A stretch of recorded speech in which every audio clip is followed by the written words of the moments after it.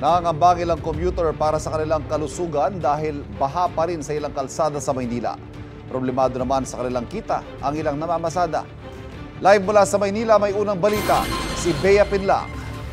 Bea. Ivan, sa malaking bahagi ng Maynila, humupa na ang bahang namerwisyo sa mga tao rito nitong mga nakaraang araw. Pero sa bahagi na to ng Taft Avenue, halos gutter level pa rin ang baha.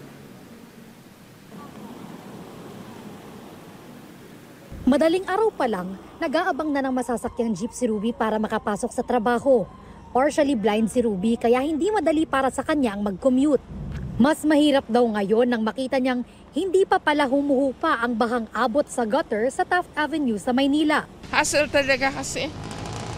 Iniisip ko na mamaya pag uwi ko, sobrang baha pa pala here. Still, kailangan magtrabaho.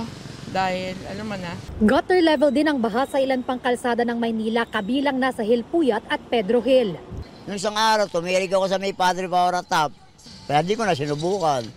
Nagdulo lang ako sa may walang ba. Pinulang pa nga po eh. Gawa ng 200 lang hahatid ko. Change oil ako, 235. So, 35 pa dinagdag ko. Inaalipungan na rin daw si Rolando matapos mababad ng matagal sa baha. Kaya ang ending, mas lumiit ang kita niya. Nako, maghapon ako nakababad. Gawa ng tinula ko doon. Kaya inabot ako ng alipunga. Maghapon na yun, alipunga ako. Kaya hindi na ako nakabiyahe noon. Si Grace naman, laging nangangamba para sa kalusugan niya tuwing lulusong sa baha. Pero minsan aniya, wala talagang choice kundi maglakas loob at suungin ang baha, gaano man ito kataas o kadumi.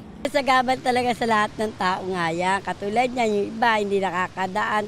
Kahit naman sino matatakot lumusog, lalo na pag may sugat ka. Matatakot talagang na mag-ano sa tubig baha.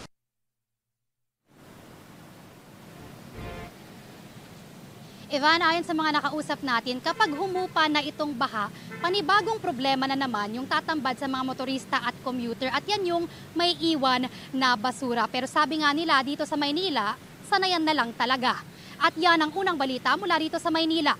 Bea Pinlac para sa GMA Integrated News.